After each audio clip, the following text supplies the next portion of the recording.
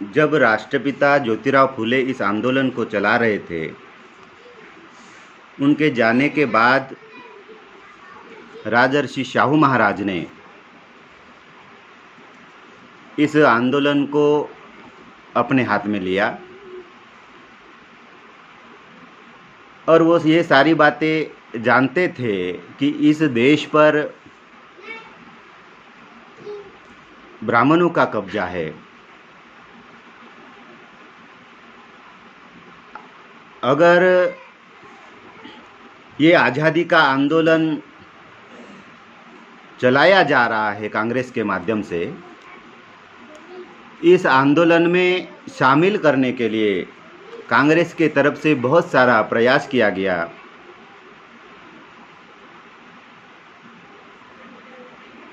मगर राष्ट्रपिता ज्योतिराव फुले के आंदोलन से सबक सीखकर शाहू जी महाराज कांग्रेस द्वारा चलाया गया आज़ादी का आंदोलन था, ब्राह्मणों के आज़ादी का आंदोलन था, उस आंदोलन में शामिल नहीं हुए।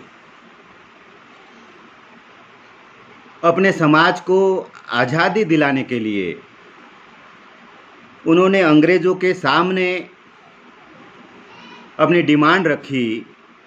17 अगस्त 1917 को सेपरेट इलेक्टोरेट, मराठा जातियों को, शूद्रों को सेपरेट इलेक्टोरेट मिलना चाहिए।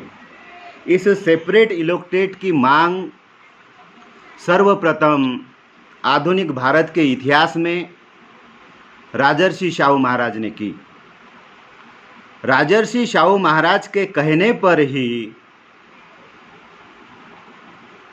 डॉक्टर बाबा साहब आम्बेडकर ने, जब साउथ बरो कमीशन भारत में आया, उस साउथ बरो कमीशन के सामने भी डॉक्टर बाबा साहब आम्बेडकर ने शाहू महाराज के कहने पर ही अछूतों को सेपरेट इलेक्टोरेट मिलना चाहिए, इसकी डिमांड रखी।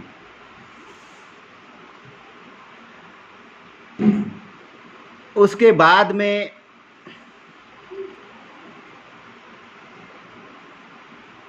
बहुत बड़ा परिवर्तन भारत के इतिहास में, बहुत बड़ा परिवर्तन हो जाता है। मोहनदास करमचंद गांधी जी की आज़ादी के आंदोलन में एंट्री हो जाती है। मोहनदास करमचंद गांधी जी के पहले इस आंदोलन को बाल गंगाधर तिलक चला रहे थे। जब गांधी जी की एंट्री हो जाती है, बाल गंगाधर तिलक का मृत्यु हो जाता है, राजर्षि शाहू महाराज का भी महापरिनिर्वाण हो जाता है। डॉक्टर बाबा साहब आम्बेडकर अपनी पढ़ाई खत्म करके भारत के इतिहास में सामाजिक आंदोलन में, सामाजिक आंदोलन का दौर जो फुले से शुरू होता है, उस आंदोलन में शाहू महाराज के बाद में डॉक्टर बाबा साहेब आम्बेडकर, पापा तेल लगा दो। डॉक्टर बाबा साहब आम्बेडकर की एंट्री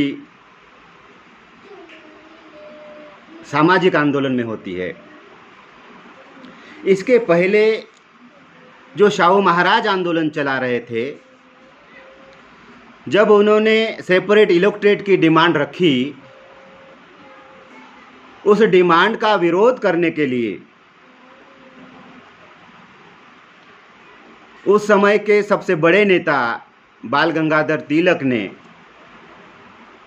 1917 में कोल्हापुर के पास बेड़गांव नाम का जो गांव है, उस गांव में जाकर, अतनी में, बेड़गांव के नज़दीक जो अथनी नाम का एरिया है, गांव है, उस अतनी में जाकर स्पीच किया। तेली, तंबोली और कुनभटों को संसद में जाकर क्या हल चलाना है। इसका ये अर्थ है, आज़ाद भारत में तेली, तंबोली और कुनभट जो जातियां है, ओबीसी की प्रमुख जातियां है, शेड्यूल कास्ट की जातियां है, ओबीसी की, एससी की, एसटी की जातियां है, ऐसे किसी जाति के लोगों को वो किसी प्रकार का राजनीतिक अधिकार देना नहीं चाहते थे। इसलिए उन्होंने सिर्फ तेली, तंबोली और कुनभटों का ही नाम लिया, ऐसा नहीं है। तेली, तंबोली और कुनभट ये जो शूद्र जातियां है, ये वर्ण व्यवस्था के अनुसार, ब्राह्मणी धर्मशास्त्र के अनुसार अधिकार वंचित है, और शेड्यूल कास्ट, शेड्यूल ट्राइब ये भी अधिकार वंचित है। इसलिए जो बड़ा वर्ग है, ओबीसी का बड़ा वर्ग, उस वर्ग का उन्होंने नाम लेकर कहा कि तेली, तंबोली और कुनभटों को संसद में जाकर क्या हल चलाना है। शाहू महाराज भी उनके आज़ादी के आंदोलन में शामिल नहीं हुए। राष्ट्रपिता ज्योतिराव फुले भी उनके आज़ादी के आंदोलन में शामिल नहीं हुए। डॉक्टर बाबा साहब आम्बेडकर भी उनके आज़ादी में शामिल नहीं हुए। इसलिए कि वो आज़ादी का आंदोलन चलाया जा रहा था, वो मूल निवासी बहुजन समाज के आज़ादी का आंदोलन नहीं था। हमारे महापुरुष हमारे समाज के आज़ादी का आंदोलन लड़ रहे थे। इस संदर्भ में 1919 का एक्ट हुआ। उस 1919 के एक्ट के तहत 10 साल बाद भारत में और एक कमीशन नियुक्त किया जाएगा, और धीरे धीरे भारतीय लोगों को राजनीतिक अधिकार सौंपे जाएंगे। इसलिए 1928 में साइमन कमीशन भारत में आया। बाबा साहब आम्बेडकर ये सारी परिस्थिति को जानते थे। इस परिस्थिति को ध्यान में रखते हुए अपने समाज को, अपने समाज के आज़ादी के लिए तैयार करना होगा। इस रणनीति के तहत बाबा साहब आम्बेडकर ने 1927 में चौधार तालाब का आंदोलन शुरू किया। चौधार तालाब का आंदोलन ये हमारे समाज को पानी पिलाने का आंदोलन नहीं था। वो आंदोलन अन्याय और अत्याचार के विरोध में समाज को तैयार करने के लिए, संघर्ष करने के लिए, अपने समाज को तैयार करने के लिए उन्होंने ये आंदोलन शुरू किया। उस आंदोलन को जब शुरू किया और पहला प्रोग्राम चौधार तालाब के पास में आयोजित किया, उसमें बहुत बड़ा विरोध हुआ। उस विरोध में उस प्रोग्राम में बहुत बड़ा विरोध किया गया। सवर्ण लोगों ने हमारे समाज के ऊपर हमला किया। ये सिचुएशन उस समय में निर्माण हुई। वो तालाब एक निजी तालाब है। इस आधार पर वो सवर्ण जाति के लोग कोर्ट में चले गए और उसमें उस आंदोलन के ऊपर स्टे लाया गया। उस समय में डॉक्टर बाबा साहब आम्बेडकर ने अपने समाज को ये संदेश दिया, और संदेश देते समय बाबा साहब आम्बेडकर ने एक महत्वपूर्ण बात अपने समाज के सामने कही। उस समय जो बात बाबा साहब आम्बेडकर ने कही, वो आज भी चौधार तालाब के अंदर जो एक स्टैचू बनाया हुआ है, उस स्टैचू में लिखा हुआ है कि जागृति का अग्नि अनंत जलाए रखो। जागृति नित्य चलनी चाहिए, उसमें कोई खंड नहीं होना चाहिए। इस जागृति को नित्य चलाने के लिए जो संदेश बाबा साहब आम्बेडकर ने दिया और जो मकसद बाबा साहब आम्बेडकर का था कि अपने समाज को अन्याय और अत्याचार के प्रति जागरूक करना, संगठित करना और संघर्ष करने के लिए तैयार करने का मामला था। जब साइमन कमीशन भारत में आया तो साइमन कमीशन का बहुत बड़ा विरोध भारत में कांग्रेस के माध्यम से हुआ। गांधी जी ने ऐलान कर दिया, असहयोग आंदोलन के माध्यम से गो बैक साइमन का आंदोलन, गो बैक साइमन का नारा लगाया गया। उस गो बैक साइमन के आंदोलन में उस समय आरएसएस के प्रमुख डॉक्टर हेडगेवार, जो महाराष्ट्र के विदर्भा के कांग्रेस के प्रमुख थे, उन्होंने भाग लिया, विरोध किया। गांधी जी ने विरोध किया, सरदार वल्लभ भाई पटेल ने विरोध किया, लाला लाजपत राय ने विरोध किया। जो कमीशन हमारे समाज को हक और अधिकार देने के लिए आया था, उस कमीशन का बहुत बड़ा विरोध कांग्रेस ने किया। इसका ये अर्थ है कि कांग्रेस हमारे समाज को, मूल निवासी बहुजन समाज को आज़ादी देना नहीं चाहती थी। साइमन कमीशन के सामने डॉक्टर बाबा साहब आम्बेडकर ने अपनी साक्ष्य रखी, अपना रिप्रेजेंटेशन दिया। उत्तर भारत से स्वामी अच्युतानंद ने साइमन कमीशन का स्वागत किया। बाबा साहब आम्बेडकर ने उस साइमन कमीशन के सामने जो अपना रिप्रेजेंटेशन दिया, आज हम संविधान के फंडामेंटल राइट्स देखते हैं। मूल निवासी बहुजन समाज को जो कॉन्स्टिट्यूशन में फंडामेंटल राइट्स दिए गए, वो सारे अधिकार मूल निवासी बहुजन समाज को होने चाहिए। इस संदर्भ का मेमोरेंडम साइमन कमीशन के सामने डॉक्टर बाबा साहब आम्बेडकर ने रखा। उसमें ये बात भी स्पष्ट की कि यहाँ का जो अछूत समाज है, वो अछूत हिंदू नहीं है। हम सेपरेट है, हम अलग है।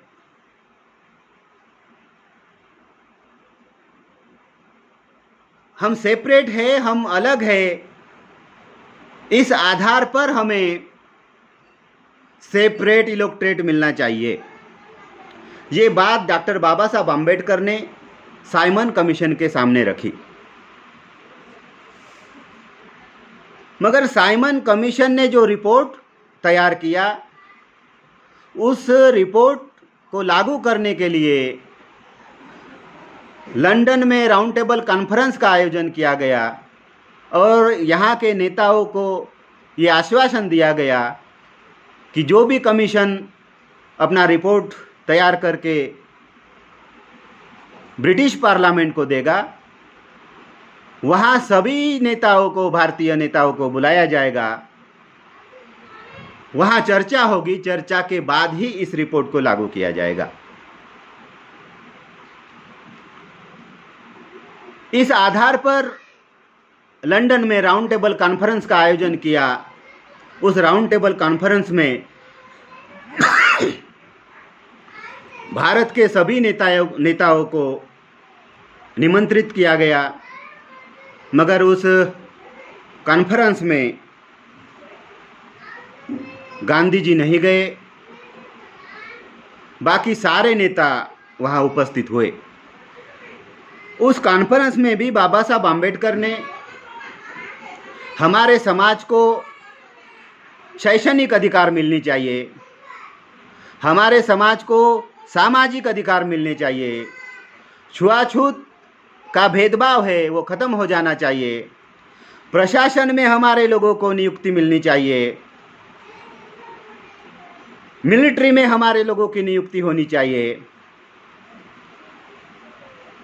भारत के हर सेक्टर में, हर पब्लिक सेक्टर में हमारे समाज का, अछूतों का रिप्रेजेंटेशन होना चाहिए। ये बात बाबा साहब आम्बेडकर ने राउंड टेबल कॉन्फ्रेंस में रखी। उस राउंड टेबल कॉन्फ्रेंस में ही उसके साथ साथ पॉलिटिकल अधिकार हमें क्या होने चाहिए, इस संदर्भों में महत्वपूर्ण बात बाबा साहब आम्बेडकर ने जो रखी, वो महत्वपूर्ण बात शेड्यूल कास्ट के लोगों को, भारत के सिर्फ शेड्यूल कास्ट के लोगों को ही नहीं तो भारत के समस्त जातियों को वोटिंग राइट्स मिलना चाहिए, उनको संख्या के अनुपात में प्रतिनिधित्व मिलना चाहिए, शेड्यूल कास्ट के लोगों को पर्याप्त प्रतिनिधित्व मिलना चाहिए और उनको ड्वेल वोटिंग का राइट होना चाहिए।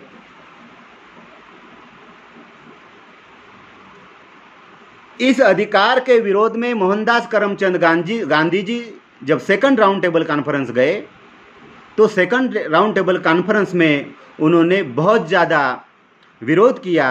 उस विरोध में बाबा साहब आम्बेडकर ने जवाब देते हुए गांधी जी को कहा, गांधी जी, क्या आपके लोग अछूत लोगों के साथ समानता का व्यवहार करते हैं? क्या आपके समाज के लोग, आपके जाति के लोग हमारे समाज के लोगों को या अछूतों को पानी, सार्वजनिक जगह पर पानी पीने का अधिकार देते हैं? क्या आपके जाति के लोग हमारे लोगों के साथ शादी व्यवहार करते हैं? क्या आपके समाज के लोग हमारे समाज के साथ भाईचारा का व्यवहार करते हैं? गांधी जी ने ऐसे किसी सवाल का जवाब नहीं दिया।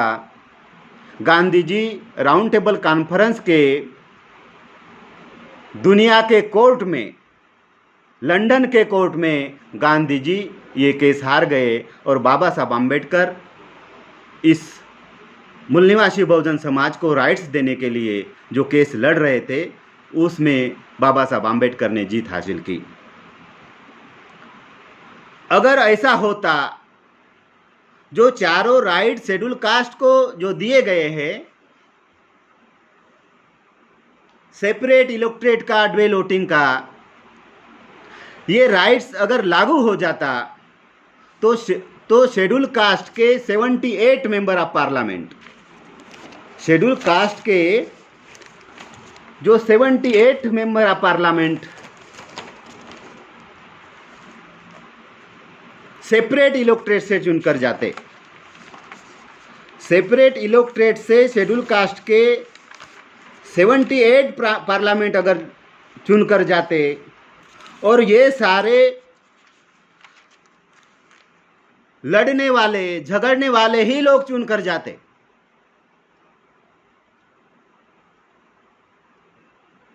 अगर लड़ने वाले और झगड़ने वाले लोग चुनकर जाते 78, सिर्फ 78, आज के तारीख में शेड्यूल कास्ट और शेड्यूल ट्राइब के 131 मेंबर ऑफ पार्लियामेंट है। ये सेपरेट इलेक्टोरेट से चुनकर गए हुए नहीं हैं, ये जॉइंट इलेक्टोरेट से चुनकर गए हैं। जॉइंट इलेक्टोरेट ने SC/ST के प्रतिनिधि को नॉमिनेट करने का अधिकार ब्राह्मणों के पार्टियों को मिला और OBC को भी नॉमिनेट करने का अधिकार ब्राह्मणों के पार्टियों को मिला। इसलिए आज के तारीख में SC/ST OBC पर जो हजारों समस्या SC/ST OBC की निर्माण हुई है, इस हजारों समस्या के ऊपर कोई भी शेड्यूल कास्ट का प्रतिनिधि, शेड्यूल ट्राइब का प्रतिनिधि, OBC का प्रतिनिधि आवाज नहीं उठा रहा है। बाबा साहब आम्बेडकर ने इस समस्या को आइडेंटिफाई किया और इस समस्या का समाधान भी करने के लिए समाज को आगाह किया, समाज को जागरूक करने का काम किया। और बाबा साहब आम्बेडकर ने जो किताब लिखी है States and Minorities, what Congress and Gandhi have done to the untouchable, इन किताबों में बाबा साहब आम्बेडकर ने शेड्यूल कास्ट, शेड्यूल ट्राइब के जाइंट इलेक्टेड से चुनकर जाने वाले और राजर्षि शाहू महाराज ने जो ओबीसी के लिए सेपरेट इलेक्टेड की डिमांड की थी, वो भी सेपरेट इलेक्टेड उनके लिए लागू नहीं हुआ। उनके लिए भी जाइंट इलेक्टेड आया और उस जाइंट इलेक्टेड ने ओबीसी समाज के ऊपर भी दलाल और भड़वे पैदा किए। बाबा साहब आम्बेडकर उन लोगों को सवर्ण जातियों के पिट्ठू, सवर्ण जातियों के दलाल, सवर्ण जातियों के तलवे चाटने वाले पालतू कुत्ते कहा। वर्तमान में अगर ओडिशा के संदर्भ में हम देखने का प्रयास करते हैं तो ओडिशा में ये लॉकडाउन के पीरियड में बहुत सारे जगह पर अन्याय अत्याचार हुआ। पुरी की घटना आप लोग देखते होंगे, ये 15-20 दिन पहले की घटना है। आड़ी की घटना है, बड़चना की घटनाएं हैं, भद्रक की घटना है, ढेंकनल की घटना है, कल परसों की सोनपुर की घटना, कटक की घटनाएं हैं, जाजपुर की घटना है और 2 दिन पहले की सोनपुर की घटनाएं हैं। ये सारी घटनाएं जो शेड्यूल कास्ट के ऊपर अन्याय अत्याचार की, शेड्यूल ट्राइब के ऊपर अन्याय अत्याचार की घटनाएं हैं और वहां के जो विधायक है और वहां के जो एमपी है वो किसी प्रकार का कोई आवाज उठाते हुए दिखाई नहीं देते। इसका अर्थ ये है, ये हमारे समाज के एससी एसटी ओबीसी के वो प्रतिनिधि नहीं है, एससी के प्रतिनिधि नहीं हैं। अगर जो चुनाव क्षेत्र शेड्यूल कास्ट के लिए रिजर्व है वहाँ से जीत कर जाने वाला भी व्यक्ति शेड्यूल कास्ट के ऊपर अन्याय होता है, शेड्यूल ट्राइब के ऊपर अन्याय होता है, ओबीसी के ऊपर होता है, कोई आवाज़ नहीं उठाता। मगर जो जाइंट इलेक्टोरेट है, जहाँ शेड्यूल कास्ट के वोट है, उस शेड्यूल कास्ट के वोटरों ने भी वहाँ के एमएलए और एमपी को चुना है। वो उन लोगों का भी प्रतिनिधि है, मगर कोई ओबीसी का भी एमएलए एमपी शेड्यूल कास्ट की समस्या पर आवाज़ नहीं उठा रहा है, शेड्यूल ट्राइब की समस्या पर आवाज़ नहीं उठा रहा है, ओबीसी की समस्या पर आवाज़ नहीं उठा रहा है। इसका अर्थ शेड्यूल कास्ट, शेड्यूल ट्राइब और ओबीसी में बहुत बड़ी संख्या में जाइंट इलेक्टोरेट ने दलाल और भड़वे का निर्माण किया। ये समस्या पुनः प्याट ने पैदा की। अगर इस समस्या का समाधान करना है तो schedule caste, schedule tribe, OBC के लोगों को अपना सेपरेट इलेक्टोरेट हासिल करने का आंदोलन भी चलाना होगा। अगर अपना सेपरेट आंदोलन चलाते हैं, शेड्यूल कास्ट के एरिया में शेड्यूल कास्ट के लोग आंदोलन चलाते हैं और ओबीसी को अपने आंदोलन में शामिल करते हैं और जॉइंट प्रोग्राम बनाकर आंदोलन करते हैं, या इस देश की चुनाव व्यवस्था में रिप्रेजेंटेशन के लिए आंदोलन करते हैं, अपने हक और अधिकार पाने के लिए आंदोलन करते हैं, अर्थात सिर्फ हक और अधिकार पाने के लिए ही नहीं तो इस देश का शासक बनने के लिए आंदोलन करते हैं, तो ये इस सारी समस्या का समाधान किया जा सकता है। जब बाबा Saheb Ambedkar schedule caste federation का लखनऊ में अधिवेशन ले रहे थे, उस अधिवेशन में कुछ ओबीसी के साथी लोग बाबा साहब आम्बेडकर को मिलने के लिए गए।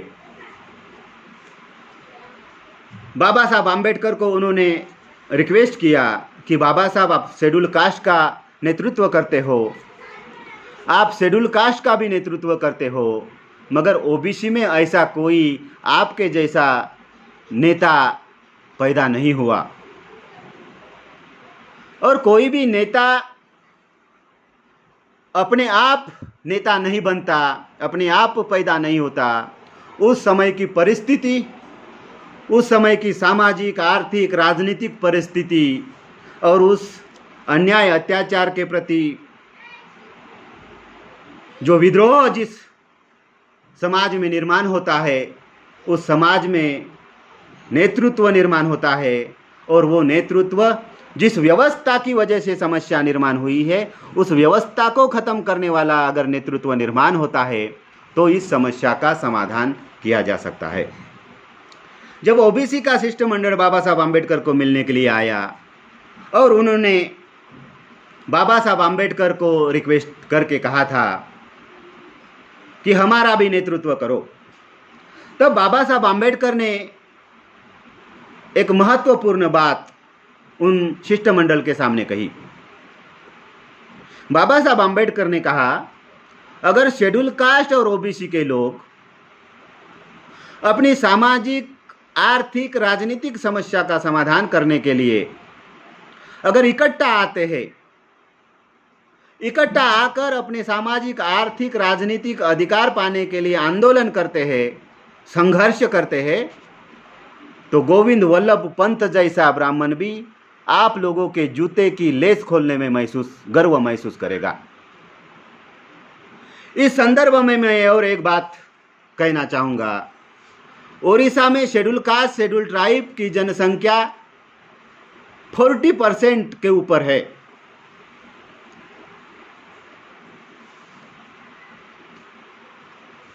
और लगभग 58% ओबीसी की जनसंख्या है। शेड्यूल कास्ट, शेड्यूल ट्राइब और ओबीसी के लोग अपनी राजनीतिक सत्ता प्राप्ति के लिए, ओडिशा में अपनी सरकार स्थापन के लिए इकट्ठा आकर आंदोलन चलाते हैं, इकट्ठा आकर अपने राजनीतिक अधिकार के लिए आंदोलन चलाते हैं और इस देश का शासक बनने के लिए आंदोलन चलाते हैं। तो वर्तमान में जो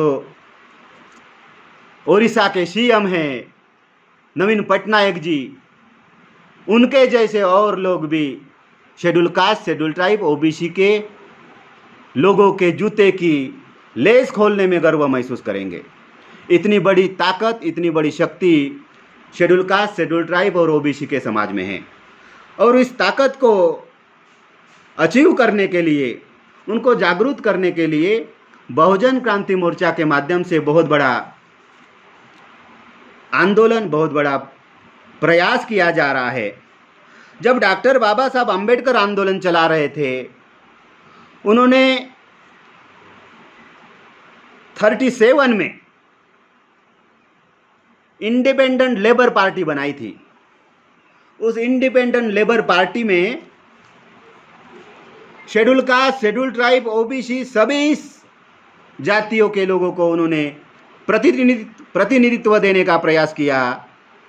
और उस समय 37 में टोटल 175 सीट थे। उस 175 सीटों में से बाबा साहब आम्बेडकर ने 15 सीट शेड्यूल कास्ट की, जो 15 सीटों में से 11 सीटों पर सफलता हासिल की थी। 3 सीटें सर्वसाधारण सीटों पर सफलता हासिल की थी। सीपी एंड बेरार में 4 सीटों पर सफलता हासिल की थी। और उसके बाद में जो चुनाव की परिस्थिति के बाद कुछ इंडिपेंडेंट लोग चुनकर आए थे, वो भी बाबा साहब आम्बेडकर के नेतृत्व में इंडिपेंडेंट लेबर पार्टी में शामिल हो गए। और उस समय में टोटल 21 हमारे प्रतिनिधि उस समय के एमएलए एमएलसी 21 लोगों की संख्या हुई और राष्ट्रीय लेवल पर तीसरे क्रमांक की बहुत बड़ी पार्टी के तौर पर इंडिपेंडेंट लेबर पार्टी ने अपना अस्तित्व निर्माण किया। जब 1957 का चुनाव हुआ, शेड्यूल कास्ट फेडरेशन के माध्यम से चुनाव लड़ा गया था। शेड्यूल कास्ट फेडरेशन को खत्म करके रिपब्लिकन पार्टी ऑफ इंडिया बनाया गया था। उसकी कल्पना डॉक्टर बाबा साहब आम्बेडकर की थी। शेड्यूल कास्ट फेडरेशन 1942 में बाबा साहब आम्बेडकर ने निर्माण किया और नागपुर में बहुत बड़ा अधिवेशन बाबा साहब आम्बेडकर ने शेड्यूल कास्ट फेडरेशन का बहुत बड़ा अधिवेशन नागपुर में लिया। उस नागपुर के अधिवेशन में 75,000 लोग उपस्थित थे।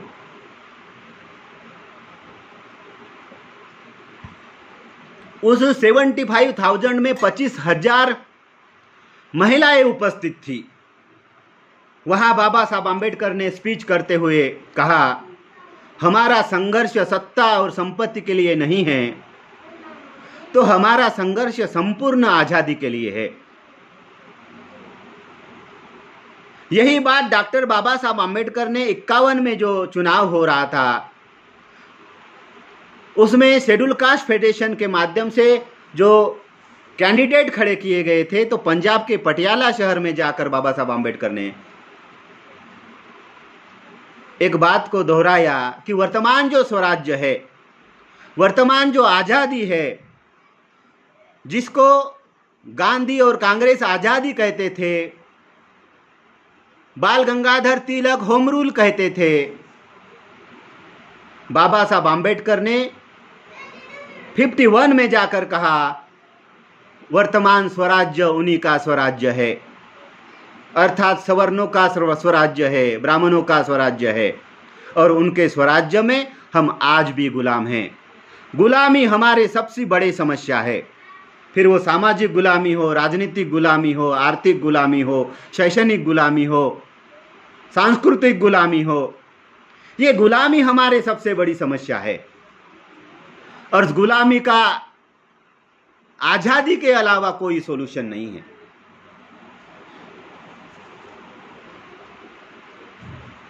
आज़ादी एकमात्र सॉल्यूशन है। आज वर्तमान में हम शासक वर्ग के गुलाम लोग हैं, यूरेशियन लोगों के गुलाम लोग हैं। यूनो का जो संगठन है, यूनो संगठन है, उसका डिक्लेरेशन है कि किसी भी समाज के ऊपर, किसी देश के ऊपर, किसी भी समाज के परकीय लोग, विदेशी लोग शासन नहीं कर सकते। ये यूनो का डिक्लेरेशन है। 2001 में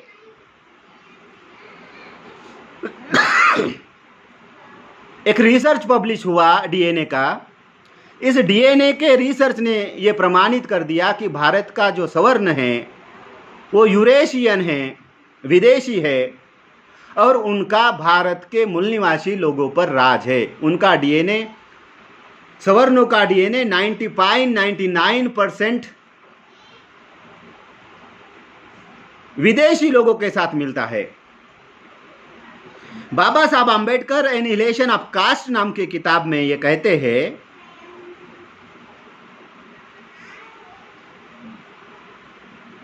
अंग्रेजों के लिए अमेरिकन जैसे परकीय है, फ्रांस के लिए जापानीज जैसे परकीय है, वैसे ही भारत के अछूतों के लिए, भारत के शूद्र अतिशूद्र के लिए ब्राह्मण भी परकीय है। ये यहाँ के मूल निवासी नहीं हैं और भारत की हजारों समस्या का ये मूल कारण है। भारत की प्रजा भारत का शासक नहीं है। जैसे जापान की प्रजा जापान का शासक है, इंग्लैंड की प्रजा इंग्लैंड का शासक है, चीन की प्रजा चीन का शासक है। इसलिए जिस जिस कंट्री की प्रजा जिस जिस कंट्री की है वो कंट्री डेवलप कंट्री है,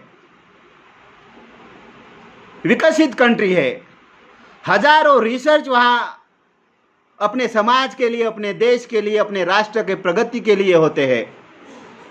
मगर भारत की प्रजा भारत का शासक नहीं है। भारत की मूल निवासी प्रजा यूरेशियन लोगों का गुलाम है, ब्राह्मण लोगों का गुलाम है, और इसलिए हजारों समस्या का ये मूल कारण है। वो भारत की मूल निवासी प्रजा को गुलाम बनाकर रखना चाहती है, वो किसी प्रकार के अधिकार देना नहीं चाहती। इसलिए उनको शिक्षा के अधिकार से वंचित किया जा रहा है, उनको संपत्ति के अधिकार से वंचित किया जा रहा है, उनको देश के कृषि संपत्ति में हिस्सेदारी नहीं दी जा रही है।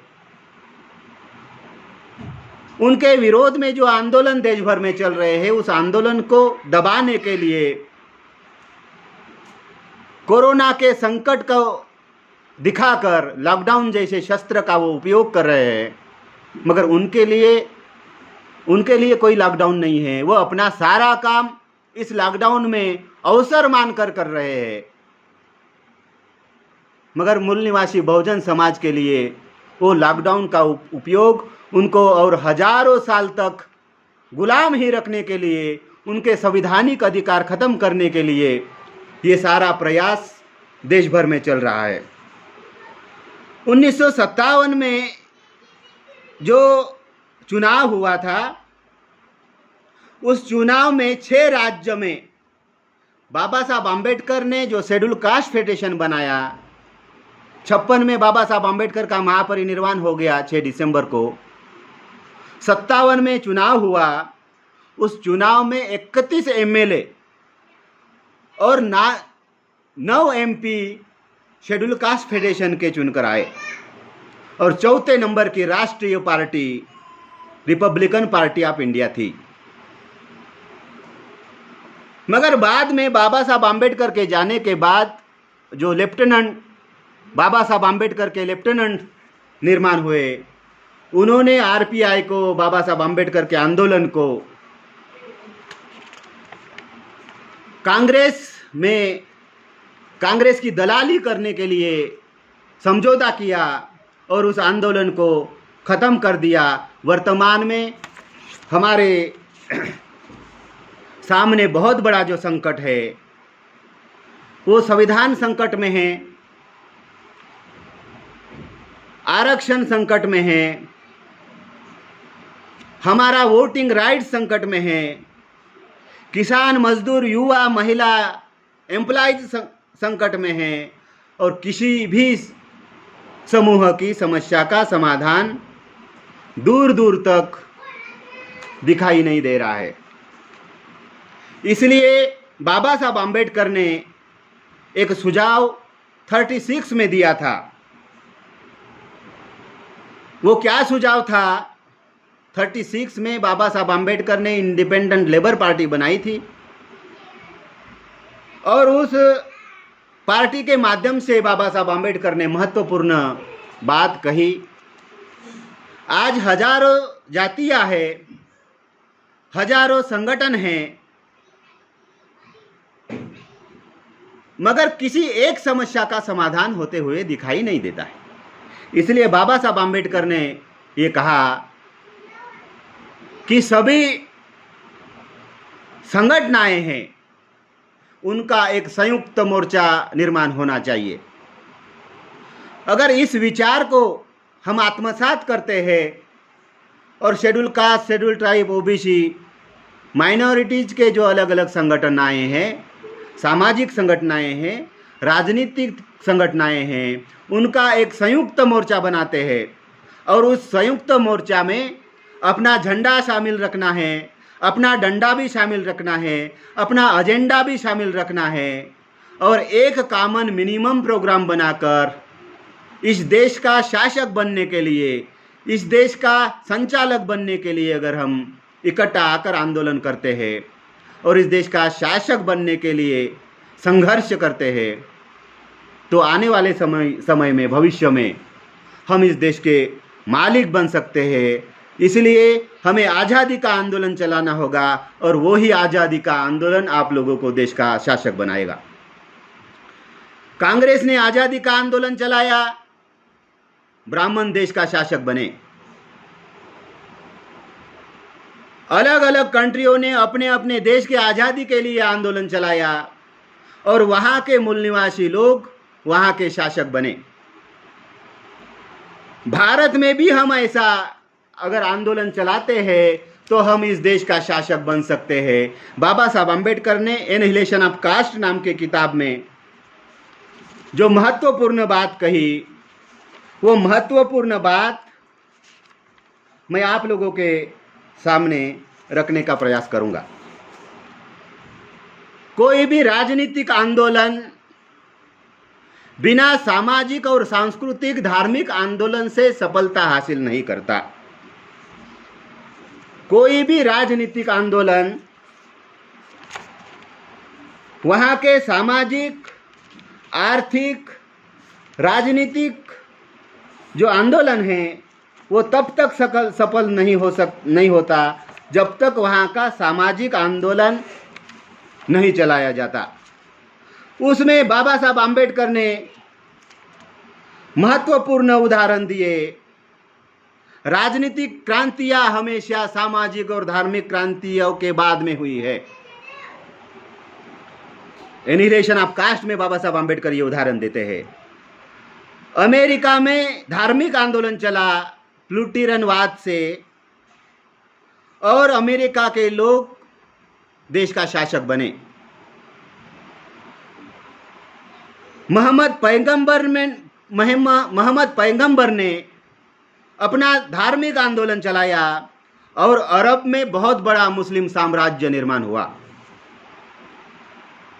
भारत के रेफरेंस में बाबा साहब आम्बेडकर कहते हैं सिद्धार्थ गौतम बुद्ध ने बहुत बड़ा सामाजिक और धार्मिक आंदोलन चलाया और उस आंदोलन के बदौलत चंद्रगुप्त मौर्य सम्राट निर्माण हुआ, मूल निवासी बहुजनों का राज निर्माण हुआ, सम्राट अशोका का राज निर्माण हुआ। छत्रपति शिवाजी महाराज के पहले महाराष्ट्र में संतों का आंदोलन चला। संत तुकाराम महाराज ने आंदोलन चलाया और महाराष्ट्र में छत्रपति शिवाजी महाराज का राज स्थापित हुआ। पंजाब में सिख धर्म का बहुत बड़ा आंदोलन चलाया गुरु नानक साहब ने और सिख राज्य, खालसा राज्य का निर्माण हुआ। यानी जब जब सामाजिक आंदोलन और सामाजिक आंदोलन, धार्मिक आंदोलन, सांस्कृतिक आंदोलन चले, तब तक उस देश में राजनीतिक सत्ता उस समाज के लोगों में हाथ में आई। बाबा साहब आम्बेडकर के बाद में इस आंदोलन में बहुत बड़ा गैप निर्माण हुआ। कांग्रेस ने आरपीआई को तोड़फोड़ करने का काम किया, दलालों और भड़वों का निर्माण किया। उस समय में, उस कठिन परिस्थिति में बाबा साहब आम्बेडकर के आंदोलन को टेक ओवर करने के लिए महाराष्ट्र से डी.के. खापर्डे साहब, राजस्थान के दीना भाना जी और पंजाब के मान्यवर कांशीराम साहब, इन लोगों ने इकट्ठा आकर एक बृहद प्लान बनाकर संगठन का निर्माण किया, जिस संगठन का नाम बामसेफ है। और इस बामसेफ संगठन ने जो सामाजिक आंदोलन चलाया,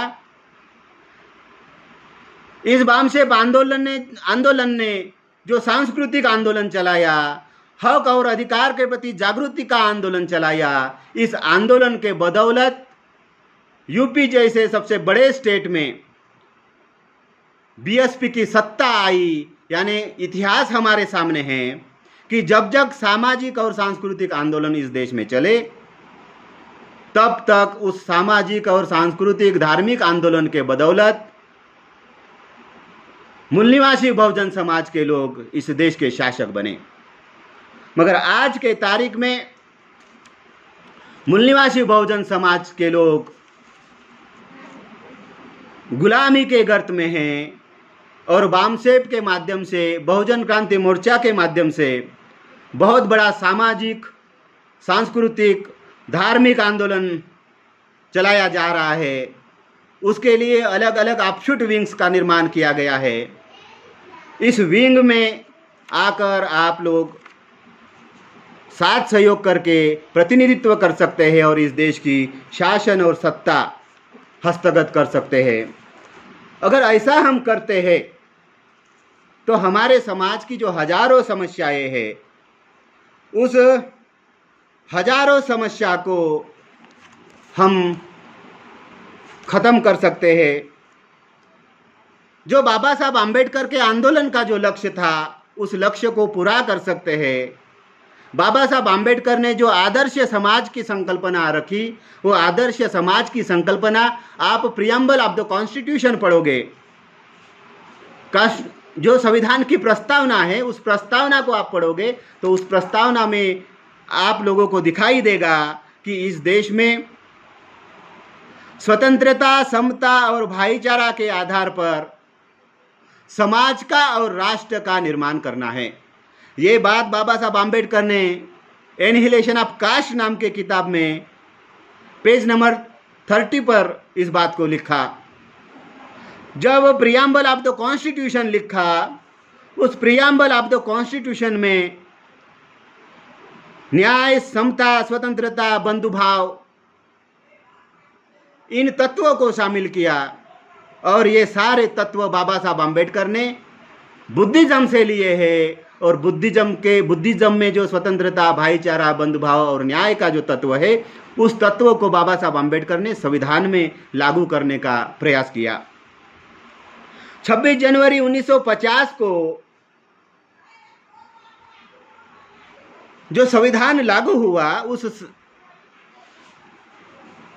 25 नवंबर को बाबा साहब आम्बेडकर ने एक महत्वपूर्ण स्पीच किया। उस स्पीच में बाबा साहब आम्बेडकर कहते हैं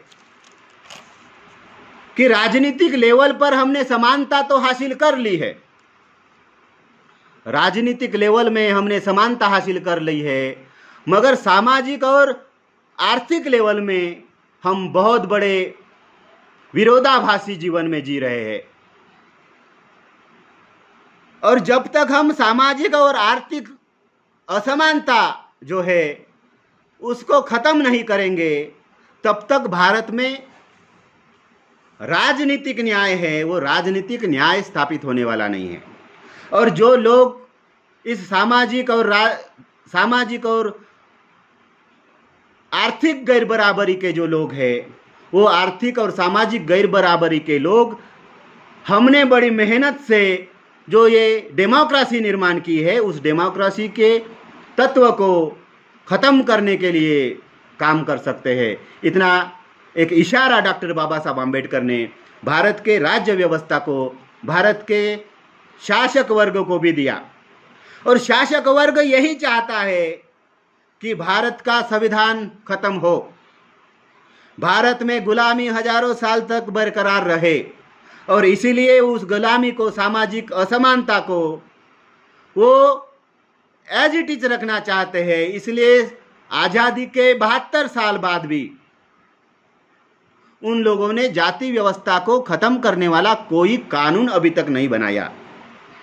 शेड्यूल कास्ट, शेड्यूल ट्राइब और ओबीसी के लोगों को जो शासन और प्रशासन में रिप्रेजेंटेशन का राइट्स है, रिजर्वेशन का राइट्स है, वो अधिकार लागू करने के लिए रिजर्वेशन इम्प्लीमेंटेशन एक्ट भी अभी तक नहीं बनाया, जो बनाना चाहिए था। किसान मजदूरों की जो ज़मीनें हैं, आदिवासी की ज़मीनें हैं, जहां बहुत बड़े प्रमाण में खनिज संपदा है, उस खनिज संपदा को पूंजीपतियों के नाम किया जा रहा है। संविधान के 5वीं और 6वीं अनुसूची के अनुसार उस देश के जिस एरिया में आदिवासी समूह ज़्यादा संख्या में हैं, शासन और प्रशासन पर उन्हीं का ही अधिकार होगा।